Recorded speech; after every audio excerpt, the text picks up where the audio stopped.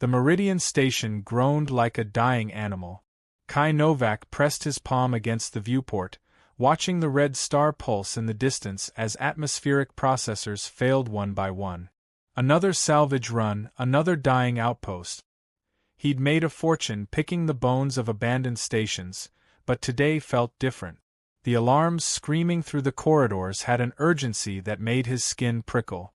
That's when he heard it, breathing. Human breathing, but somehow layered with something else. Something that made the hair on his neck stand on end. He followed the sound to Section C, where a recent quake had collapsed the partition wall. Metal twisted into impossible angles created a maze of debris. Behind it, something glowed faintly, a soft amber light that pulsed like a heartbeat. "Hello?" Kai called out, already moving toward the rubble. The breathing stopped. He pulled at twisted beams with practiced efficiency, adrenaline flooding his system.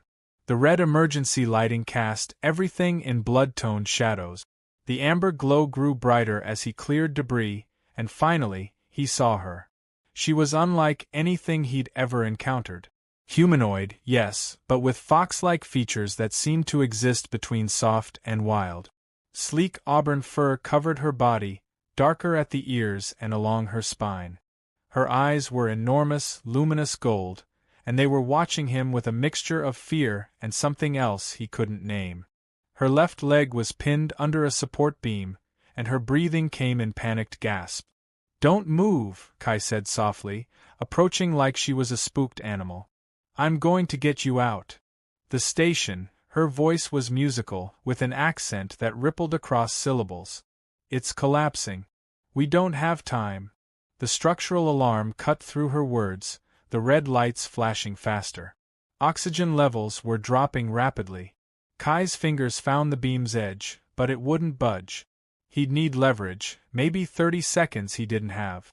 "Your leg?" he asked. "Broken. Possibly multiple fractures. Please, just—" She cut herself off as another tremor ran through the station. Kai's eyes darted across the debris field. There, a metal rod that might work as a lever. He lunged for it, but his fingers were slick with sweat. He needed something else. Something closer. Her tail. It was lying across her body, long and magnificent, tipped with white fur. Without thinking, driven by pure survival instinct, Kai grabbed it and used it as a handle, pulling with all his strength while simultaneously trying to shift the beam with his other hand. The moment his fingers closed around her tail, everything changed. Her eyes went wide, impossibly wide, and a sound escaped her that was part gasp, part cry, part something that vibrated through the very air. The amber glow intensified, blazing into something almost white gold. Around them, the air shimmered with heat that had nothing to do with the collapsing station. "No, no, no," she breathed, her back arching. But the beam shifted. Kai hauled her toward him, and despite her broken leg, she clawed her way forward, their momentum carrying them both away from the collapse point, just as the entire section came down with a metallic shriek. They crashed into the corridor wall, her body pressed against his, her fur warm and alive beneath his hands. Her eyes met his, and he could feel something passing between them, a sensation like electricity, like falling, like being seen for the first time. "What did you do to me?" she whispered, her hand gripping his shirt. Before he could answer, he felt it, her heartbeat. Not just heard it, felt it as surely as if his own ribs contained two hearts instead of one. And she gasped because she could feel his racing pulse too. The Meridian station shuddered around them. They had minutes before total decompression. But neither of them moved. The escape pod dropped away from the Meridian station like a stone falling from the sky. Kai hit the ignition sequence with shaking hands, not looking back as the station finally surrendered to its death, fragmenting into debris that scattered across the void like stars being born in reverse.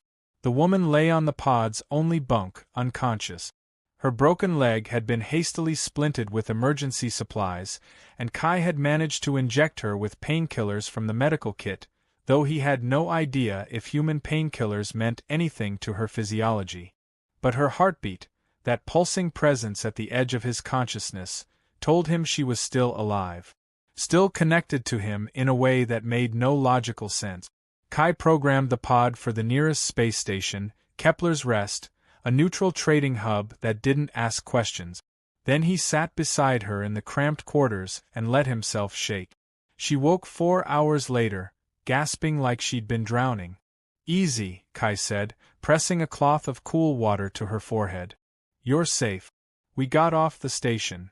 Her gold eyes focused on him, and he felt that sensation again, the overlapping of two consciousnesses, like two songs played in the same key.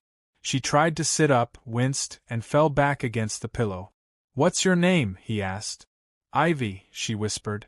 "My name is Ivy. I'm Kai. Kai Novak."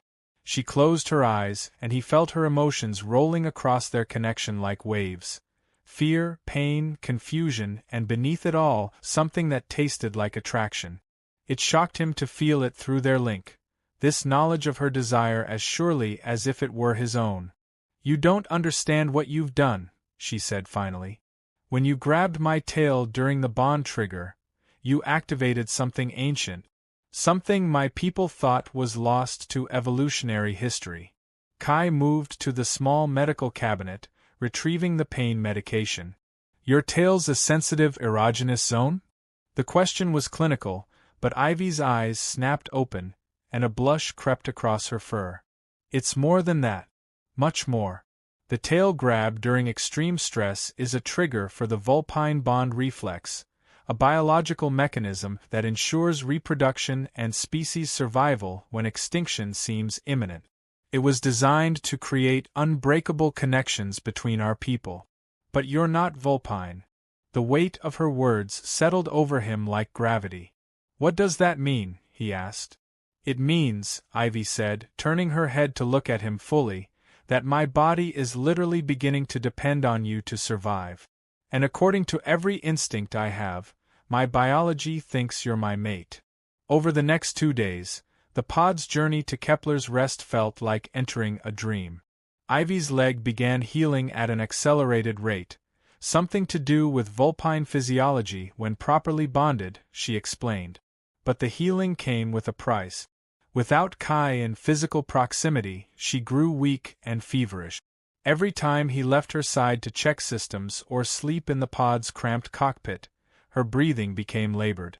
On the second night, he found her crying silently, tears streaming down her furred cheeks. "What's wrong?" he asked, already moving toward her. "I can feel your confusion," she said. "Your fear. Your interest." That last word came out as barely a whisper. "I didn't consent to this. Neither did you.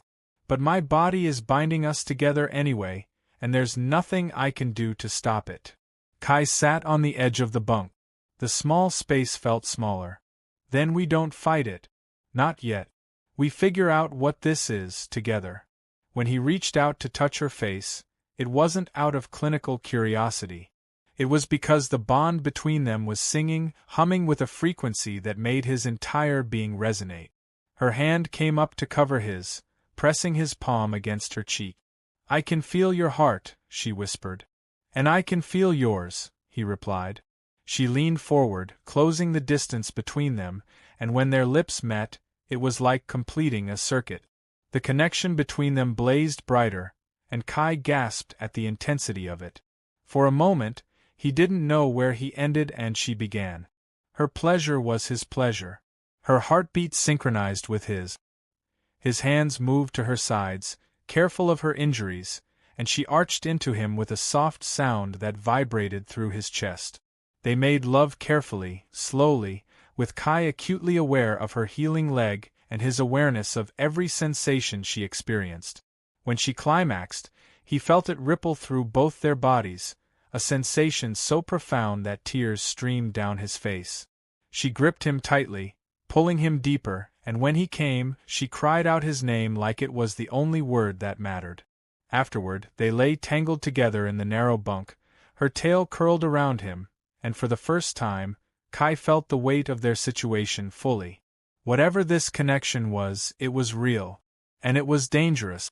Because as they entered Kepler's rest space, Kai's salvage scanner began picking up anomalies.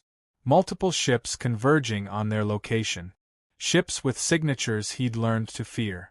The hunters had found them. Kepler's rest should have been sanctuary, but the moment Kai docked the escape pod, he knew something was wrong. The station's usual docking chatter was silent.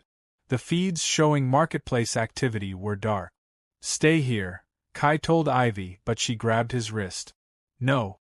Her eyes were fierce despite the weakness in her voice. "If you leave, I can feel what you feel. I'd know if you're in danger. But if we're separated too far." She didn't finish, but she didn't need to. He helped her into the least conspicuous clothing they had, a long coat that would hide her features, and they made their way through the station's service corridors. Ivy moved with a slight limp, leaning on Kai, who kept one hand constantly on her lower back, needing that physical contact as much as she did. They found out about the bounty by overhearing two merchants in a dim cantina. The Vulpine Empire had issued a galactic alert. A Vulpine female had bonded with a human scavenger. The bonded pair was creating a unique psychic signature detectable across star systems, a signature that marked them as the most valuable target in the galaxy. "Vulpine mate bonds are sacred," the merchant was saying. "The Empire wants them preserved or destroyed. They're offering enough credits to make anyone rich." Kai and Ivy left the cantina and moved deeper into the station's underbelly, where fewer questions were asked. "We need to run," Kai said flatly. "We find a ship that doesn't ask for flight plans. We disappear into the outer reaches." "No." Ivy stopped, pulling him into a maintenance alcove. "Running just delays the inevitable. My people, they won't stop. The bond signature between us is broadcasting our location like a beacon. They can feel it too, across the connection we created." Ivy turned to face him, pressing him against the cold metal wall. Her hands moved up his chest, and despite the danger, despite the insanity of the moment, Kai felt his body respond to her touch. "There's only one way to break the bond," she said quietly. "Or rather, two ways. The first is for one of us to die. The second is to make the bond asymmetrical, to have one of us reject it so forcefully that the connection fractures." "I don't want to reject it," Kai said, surprising himself with the truth. Ivy's eyes searched his. "Neither do I. But that's the problem, isn't it? My body made this choice for both of us. You deserve freedom." "I had freedom," Kai said. "I had an empty life salvaging empty stations. I had money and nothing to spend it on. I had a ship and nowhere I actually wanted to go." He reached up, threading his fingers through the soft fur at the back of her head. "You feel like I've been looking for something my entire life and never even knew what it was. That's the bond talking. It's chemicals, biology, evolution working its magic." "Maybe," Kai interrupted. "Or maybe all love is just chemistry finding its perfect match." He kissed her then, in that maintenance alcove, with station security likely scanning corridors for them just 3 sections away. She pressed against him, and he felt their connection surge again, burning so bright that for a moment, he wondered if the guards would see the glow from their bodies. When he pulled away, Ivy's eyes were wet. "We can't run forever," she said. "Then we don't run," Kai replied. "We fight." They stole a fighter from Kepler's Rests Impound, a fast, sleek vessel that had been seized from some pirate and forgotten in bureaucratic red tape. Ivy plotted a course for the Silencio sector, a region of space where the Vulpine Empire's reach weakened, where independent colonies and outlaw stations dotted the asteroid fields like hidden jewels. For 3 weeks they flew between stars. They didn't hide anymore. They had realized, together, that hiding only extended their suffering. Instead, they prepared. Ivy taught Kai about Vulpine culture, their history, their biology. The bond between them was indeed ancient, something her species had used for thousands of years to ensure genetic diversity and species survival. The fact that it had activated with a human was unprecedented. "It means I'm the one in a million," Kai said, pulling her close as the ship drifted through a debris field. "Lucky me." "Lucky us," Ivy corrected, turning in his arms to face him. The ship was small, and they spent long nights in the captain's quarters, learning each other's bodies. Ivy's sensitivity was extraordinary. A touch to her ears sent shivers through her spine. Her tail, the instrument of their bonding, became a conduit for intimacy that shocked them both with its intensity. When she wrapped it around him and pulled him deeper into their lovemaking, Kai felt like he was touching something sacred. But it was during one of these nights that Ivy grew still. "What's wrong?" Kai asked, propped on his elbow beside her. "The bond," she whispered. "It's changing. I can feel something shifting in our connection. Something from my people, my mother, I think. She's reaching out. Trying to understand what you are." Kai sat up, concerned. "Is that bad?" "No," Ivy said, rising and moving to the viewport where the Silencio sector sprawled before them. "It's worse. It means the Empire knows where we are. And they're sending someone to retrieve me." The message came through the secure channel before Kai could respond. "Ivilis Vex, daughter of House Vex. Return to your family, and your human companion will be remunerated and released. Refuse, and we send the Council." The Council. Ivy explained what that meant with visible terror.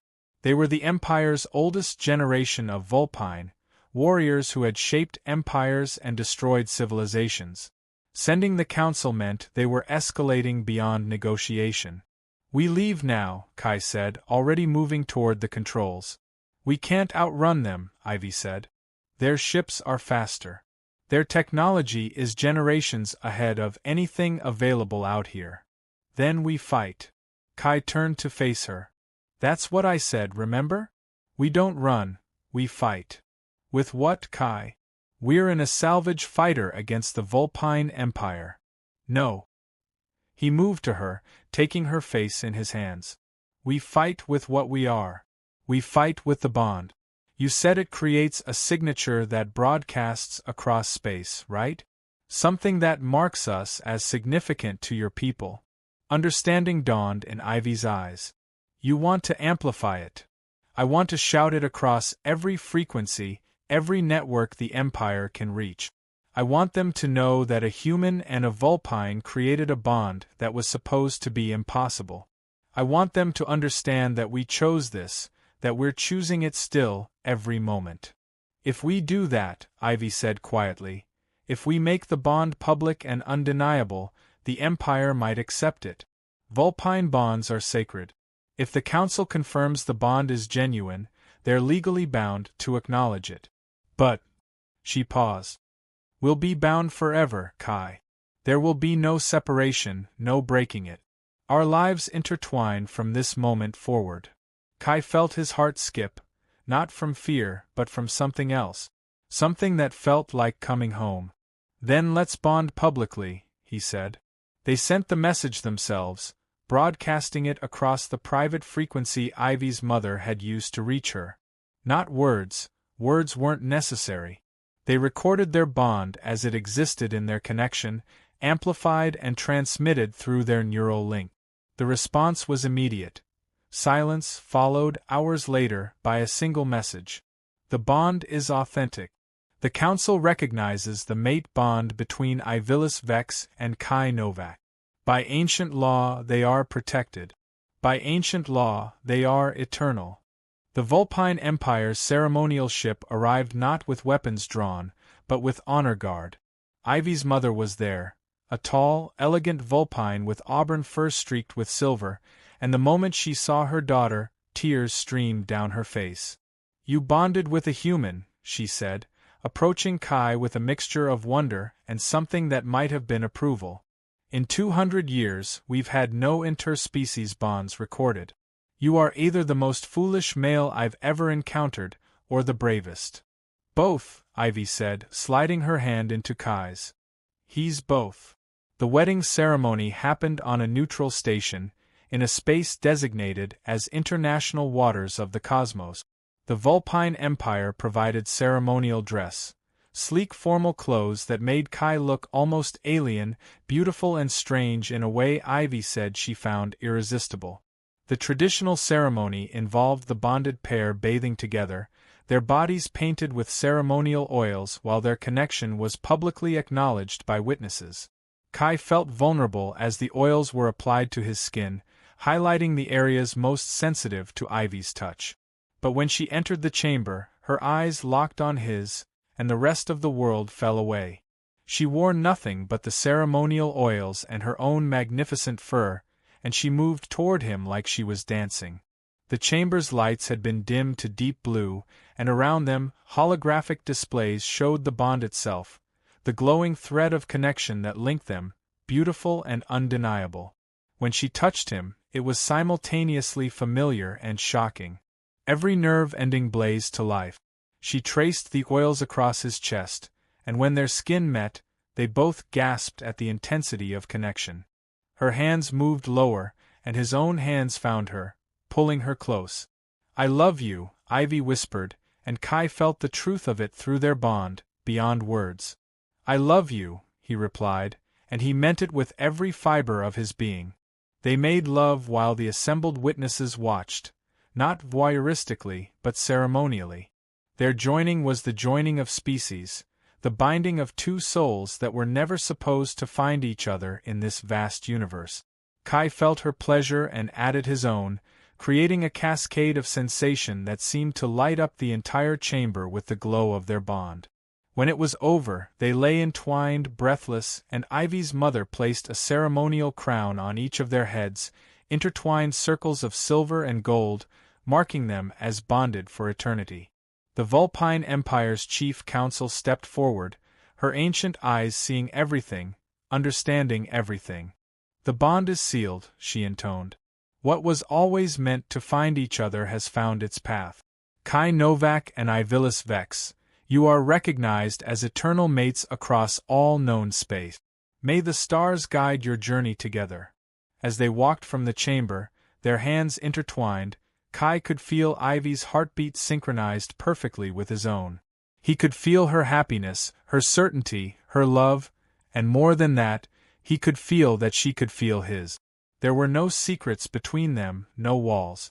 They were bonded at every level, physical and mental and emotional. "No regrets?" Ivy asked as they reached their private quarters on the ceremonial ship. "Not one," Kai said, pulling her close for what felt like the 1,000th kiss and simultaneously the first. "You saved me when you were the one who needed saving." "That's what bonds do," Ivy said, her tail curling around them both. "They save us. Over and over, in every moment." They held each other as the ship prepared to depart, carrying them toward whatever future awaited a human Vulpine bonded pair in a galaxy that had never seen anything like them before. And through the viewport, the stars shone bright, and Kai felt truly, completely, irrevocably home.